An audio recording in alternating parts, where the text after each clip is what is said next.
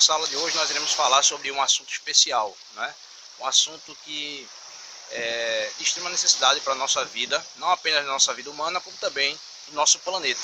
Então dá uma olhadinha nesse plano de fundo aqui, natural, né? Esse barulho especial. Isso mesmo, nós iremos falar sobre a água. E eu gostaria de iniciar essa aula exatamente falando sobre uma parte bem importante, o conceito bíblico sobre a água. Veja, capítulo 1 de Gênesis, né? Logo no começo fala o seguinte: no princípio criou Deus os céus e a terra. A terra, porém, estava sem forma e vazia, havia trevas sobre a face do abismo, e o Espírito de Deus pairava por sobre as águas. Não é? Então, a água é algo de extrema necessidade e fundamental, né, para a vida do nosso planeta. Vamos um pouquinho mais à frente. Vamos observar agora na palavra de Deus o versículo 9 e 10. Preste bem atenção. Versículo 9, né, diz assim: disse também Deus: ajuntem-se as águas debaixo do céu num só lugar, e apareça a porção seca. E assim se fez. A porção seca chamou Deus terra, e o ajuntamento das águas mares. E viu Deus que isso era bom. Então, meus queridos, não é? Nós estamos falando sobre um assunto especial, e a palavra de Deus fala exatamente sobre isso. Olha só, Deus fez, né, o ajuntamento de águas, né? Então está lá, ó. Deus chamou de mar, e assim ele também separou da porção seca. Olha só onde nós estamos. Tá? Ele chamou isso aqui de terra. O nosso planeta, ele é um planeta especial, porque ele revela, né? Ele nos traz o conhecimento sobre a grande criação de Deus. Deus também tinha dito antes que as águas debaixo, né, do firmamento e acima do firmamento, olha lá no fundo, né, nós estamos vendo lá atrás as nuvens, como essas nuvens acontecem, como é que elas se formam. Tudo isso a gente vê dentro do ciclo da água. Então, sobre isso e muito mais a gente vai ver a partir de agora, tá bom? Então, fica ligadinho lá nos nossos slides e vamos aprender junto. Então, até lá. Olá, meus queridos alunos. Vamos dar continuidade à nossa aula aqui. E a gente já falou, né, da parte da introdução sobre o nosso tema, certo? Vimos também sobre o nosso conceito bíblico, tá? A gente já estudou sobre ele. E agora a gente vai falar um pouquinho mais específico sobre o nosso planeta, né? O planeta azul, o planeta água, como a gente pode chamar, certo? Aqui são os pontos principais dessa aula de hoje. A gente vai falar sobre a disponibilidade da água, sobre a origem da água que nós usamos, sobre águas subterrâneas, estados físicos da água que vocês já conhecem, a gente vai só dar uma ênfase aqui, certo? Outras propriedades, são mais duas que a gente vai aprender, sobre o ciclo da água e, por final, água e saúde, tá certo? Bom, uma coisa importante e interessante sobre o nosso planeta é que a água ela pode estar também em locais ou lugares que não são tão evidentes, né? Como, por exemplo, nas geleiras, na atmosfera, no subsolo e até mesmo no corpo humano de seres vivos. Eu quero que você preste atenção nessa palavra aqui, ó, disponibilidade, tá? Da água existente no nosso planeta. Disponibilidade, a palavra é grandona, né? Mas ela significa aquilo que está disponível. O que é que está disponível para nós como seres humanos e para os seres vivos do planeta, certo? Qual a importância de aprender sobre a água? Primeiro que ela é necessária, né, de suma importância, vital, certo, para a nossa vida. E não existe vida sem água, né? Então a gente tem que aprender sobre a água para também cuidar daquilo que Deus colocou nós como mordomos da criação de Deus, para cuidar e cultivar. A gente vê isso também no livro de Gênesis, né? Deus colocou o homem no meio do jardim do Éden para cultivar e para guardar. Então vejam bem, aproximadamente 97%, certo? 97,5% da terra, da água da terra, ela é composta de águas salgadas, né, que formam mares e oceanos, como a gente viu naquela primeira imagem lá no início da introdução dessa aula, né? A água doce ela é encontrada nos rios, nos lagos, nos icebergs, como a gente já falou, né, nas geleiras, no subsolo. E essa água doce ela representa isso aqui, ó, cerca de 2,5% a 3% da água, certo? Do total da água do planeta. Então quer dizer que na proporção, na quantidade do planeta Terra em geral e a quantidade de água que nós podemos usar como recurso natural para a nossa vida, só resta uma porcentagem basicamente como essa, tá certo? E a realidade é que nem toda água doce ela pode ser consumida pelos seres humanos. A maior parte dessa água também, aqui desses 2,5% a 3%, se encontra congelada, né, em lugares que vai dificultar a obtenção. Então, por isso a gente deve sempre preservar o recurso, esse recurso que é a água. Apesar de haver muita água no planeta, apenas uma pequena parte dela é que é adequada para o nosso consumo, para o nosso organismo, tá certo? Então essa é a importância da gente entender sobre a disponibilidade da água. É que a gente não tem toda essa água, né? A gente tem uma pequena porção dela, que é suficiente. A grande questão é se nós estamos poluindo nossos rios, né? As lagoas e assim por diante, tá certo? Então a gente tem que ter esse cuidado, tá bom? Um pouquinho mais adiante, vamos falar um pouquinho agora em relação à estrutura, né, a fórmula molecular da água. Todo mundo já ouviu falar, né, nessa fórmula aqui, H2O. O que é que se diz isso aqui? São duas moléculas de quê? De hidrogênio e uma de oxigênio. Muito bem. H2O é isso. Então é assim que se forma, né, a água. A água é composta disso aqui, dessas moléculas, duas moléculas de hidrogênio e de oxigênio. Isso é inteiramente necessário, certo? Para a nossa vida. Isso aqui vai auxiliar na composição geral do nosso organismo, especialmente na parte de respiração, digestão, né? A gente vai aprender sobre isso mais à frente, tá bom? Então, essa é a fórmula molecular da água. Vamos um pouquinho mais adiante e vamos falar agora sobre a origem da água que nós usamos, né? De onde é que vem essa água? Essa água, como é que ela surge, né? Então a gente sabe que a água tem um ciclo, né? Mas a gente vai observar essa palavrinha aqui, ó, manancial. Manancial é a fonte de água doce que nós utilizamos para o consumo humano. Então observa só, né? A imagem aqui mostra sobre esses mananciais. Então está aqui a nuvem formou, né? Choveu, a água vai ao solo e aqui nós temos, né, um tipo já de manancial, onde fica lá um pouco da água retida. Isso aqui é uma cacimba, né? Para alguns que não conhecem, isso é uma cacimba. A gente tem um tipo de poço, né? Tem um poço que é tipo cacimba e tem esse outro poço que ele vai mais profundo, olha só. Então o que acontece é que as águas subterrâneas, elas são as águas que se infiltram no solo e elas ficam armazenadas entre as rochas, podendo formar o que a gente chama de aquíferos, né? E aí a gente pode ver um exemplo disso aí. Ela fica aí presa entre essa parte do solo, né, entre rochas, e aí você pode perfurando, assim como foi perfurado aqui, ó, nesse exemplo mais profundo. Isso aqui é chamado de poço artesiano, né? Alguns de vocês talvez tenham em casa, na casa de vocês. O que aconteceu foi isso aqui, foi perfurado, né, uma profundidade, conseguiu água potável de qualidade, e aí o que é que acontece? Ele vai colocar uma bomba para drenar isso aqui, puxar para cima e assim poder abastecer, tá certo? Isso aqui é uma das formas que nós temos em algumas casas, além das represas, que é uma outra parte que a gente vai falar sobre estação de tratamento depois, tá bom? Então, os aquíferos também vêm sendo ameaçados por conta da contaminação do solo, porque essa água que fica retida aqui é o seguinte: se o que está aqui, se o nosso solo está contaminado, ele vai contaminar também essa água, e essa água que hoje ela é potável, ela pode se tornar também não potável, certo? Então é importante que a gente entenda sobre os mananciais, que a gente entenda sobre a necessidade da água e a importância dela, tá bom? Vamos mais adiante. Vamos falar um pouco agora sobre os estados físicos da água. A água, ela muda, né, de estados físicos, ela tem uma mudança, mas ela tem 3 estados aí que a gente está observando. O sólido, né, que a gente encontra na natureza nos glaciares, nos icebergs, na neve, no gelo, no granizo, na geada.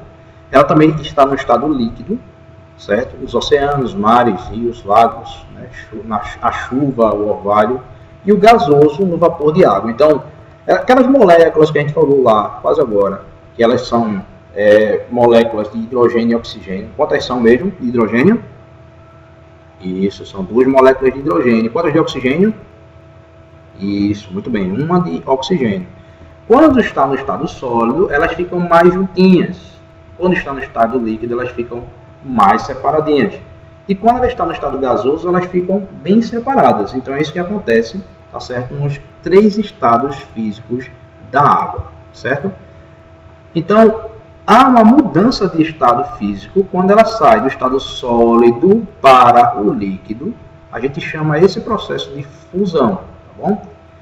Se ela está no estado líquido e ela passa para um estado gasoso, acompanhando o mouse aí, ela vai chamar-se o estado físico de vaporização, tá bom? Se ela sai do estado gasoso e ela retorna ao líquido, a gente vai chamar de condensação ou liquefação, tá bom? E ela estava no estado líquido, peguei e coloquei na geladeira, ficou no estado sólido, o que é que ela se transforma? Na solidificação. Vamos revisar um pouquinho essa estrutura aí que vocês conhecem, né? Os estados físicos da água. Água congelando, solidificação. Água derretendo, é a fusão. Água com bolinha, ebulição. E a fumacinha? Roupa no varal, quando se estende, é evaporação. Os dois juntos formam o quê? Vaporização. Quase esquecia da condensação. Então, aqui são uma forma da gente compreender sobre os estados físicos da água que vocês já aprenderam nessa musiquinha e podem cantar nesse momento aí na casa de vocês, tá bom? Um pouquinho mais à frente. Vamos falar agora sobre 2 propriedades da água. Essas 2 propriedades que eu quero trabalhar com vocês agora é em relação à pressão, tá? E à tensão superficial. São 2 imagens aí, certo? Então a pressão, imagine que você está lá na piscina e você queira pegar o relógio que caiu lá no fundo. Deixa eu voltar lá a imagem. Aí o que acontece? Quando você mergulha, você vai, né? Seus ouvidos vão sentir pressão. É isso que acontece, né? Essa água que está acima de você, essa coluna de água, ela exerce uma pressão, certo? Então, quanto maior for o volume de água sobre o corpo, maior vai ser a pressão exercida pelaquela água. Ok? Então, um dos instrumentos usados, né, de meio de transporte, especialmente aí na linha operacional das Forças Armadas da Marinha do Brasil, é o submarino. Eu acho que todo mundo já viu uma imagem do submarino, ele está aí, certo? Então, ele é um tipo de navegação que ele vai e ele recebe toda essa pressão, mas ele tem uma estrutura extremamente resistente porque eles descem em grandes profundidades. E aí eles precisam suportar essa alta pressão. Vamos falar um pouquinho agora sobre tensão superficial. Certamente você já viu algum mosquito em cima da água, né? Isso não é porque ele é bastante leve e ele consegue fazer isso somente, mas é também por conta da tensão superficial da água.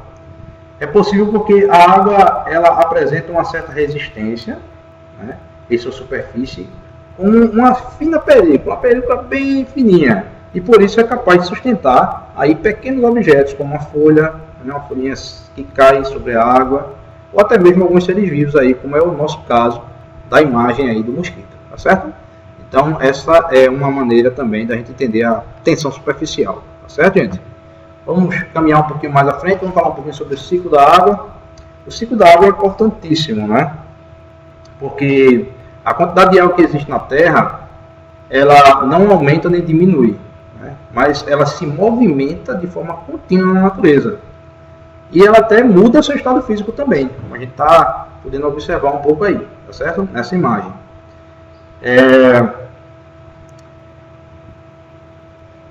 Esse processo de ciclo da água, esse movimento constante da água no planeta, né, ele passa por 3 estados físicos, gera 3 estados físicos, né, nós chamamos aí. Mas eu quero que vocês observem aí, acompanhando comigo, né, o que acontece. A chuva está lá, caiu, né, a precipitação, está aí circulado vermelho, né, a água caiu no solo, ela vai infiltrar, né, forma também os lençóis de água, ok? Isso vai decorrer também, né, até os oceanos, né, também de forma vai evaporar tudo aquilo toda aquela água que estiver na parte da superfície da Terra, certo? Vai formar as nuvens e vai mais uma vez seguir para o estado de precipitação. Então isso é o ciclo que sempre acontece. Então uma das principais formas de movimento da água ocorre pela evaporação, né? Nos corpos, também nos rios, nos lagos, oceanos, e aí vai ocorrer a evaporação e a transpiração dos seres vivos também vai ser tudo evaporado, tá certo? Esse vapor de água se eleva e quando ele entra nas camadas mais altas e mais finas da atmosfera, ele vai resfriar-se, certo? E aí ela vai voltar para o seu estado líquido novamente, vai chover, precipitou, vai cair no solo, vai infiltrar e vai fazer o mesmo ciclo sempre. Então, basicamente, isso aí é um resumo que a gente pode falar sobre o nosso ciclo da água, tá certo? Vocês já conheciam um pouco, a gente entrou um pouquinho mais de detalhe aí, e você encontra isso aí na página 42 do livro de vocês, tá bom? Bom, vamos falar um pouquinho sobre a água e o corpo. Olha só que imagem legal que a gente está vendo aí. Em média, uma pessoa pode ficar de 3 a 5 dias sem água, certo? Mas vai desidratar. Cerca de 70% do corpo humano é composto de quê? De água, por água, na verdade, né? Então, é importantíssimo a água para a nossa saúde. A gente tem que sempre estar bebendo aí por volta de 2 litros de água por dia, tá bom? Vamos ver a função da água aí no nosso corpo. Olha só que interessante. Regula a temperatura do corpo, certo? Lubrifica as juntas, né, a união entre um osso e o outro. Reduz a pressão dos rins e fígado, tirando assim os produtos que sobram, o resto, né, que o organismo não precisa. Ajuda a dissolver minerais e outros nutrientes para fazê-los acessíveis no corpo. Evita que as membranas e as mucosas sequem, né, os olhos, a boca, o nariz. Então, está sempre nossa boca, nossos olhos estão sempre umedecidos por conta da água do organismo. Protege os órgãos e tecidos. Ajuda a prevenir a constipação. Constipação, né, é o intestino preso, quando a fezes fica lá, com dificuldade para a pessoa poder excretar, né, colocar fora. Então, ela ajuda também no funcionamento do nosso organismo, tá certo? E carrega nutrientes e oxigênio nas células, isso é importantíssimo, né? Porque todo o nosso organismo ele precisa de água para levar exatamente essa parte de oxigenação, certo? Nas células, as células, tá bom? Então, a água ela é importantíssima para o nosso corpo, por isso beba bastante água, especialmente nos dias quentes, tá? Ainda muito mais, tá bom? E aí nós temos aí, por fim, quase por fim, né? Beber água na hora certa deixa o corpo humano mais eficiente também. Olha só que interessante, isso aí é um estudo feito, né? 2 copos de água, depois de acordar, aumenta e ativa o seu organismo, certo? Se você tomar também 2 copos de água 30 minutos antes de comer, não durante a refeição, mas antes, ajuda na sua digestão. 2 copos de água também antes do banho ajuda a diminuir a pressão sanguínea. Então, por isso que às vezes a pessoa a gente está estressado, né, cansado, toma água, toma um banho, relaxa, diminui essa pressão sanguínea e ajuda o nosso organismo também a regular a temperatura de forma geral, tá bom? E antes de dormir, evita até problemas cardíacos. Se você não sabia, fique sabendo agora. Se você tomar 2 copos de água, né, isso já vai ajudar de forma geral na corrente sanguínea, tá bom? Bom, gente, está quase terminando nossa aula. Só relembrar aí, já passou, né, mas no dia 22 de março é comemorado o Dia Mundial da Água, quando a gente comenta e enfatiza sobre a importância da água no nosso planeta, tá bom? Um forte abraço a todos, que Deus continue nos abençoando, que a gente possa ter aulas presenciais o mais breve possível, né, e que Deus continue abençoando suas famílias. Espero que todos tenham compreendido, se não você volta a ouvir e estuda novamente, tá bom? Mas a realidade vamos sempre lembrar da importância da água e sobre os atributos que nós aprendemos hoje, tá bom? Forte abraço a todos, que Deus abençoe e até a próxima aula.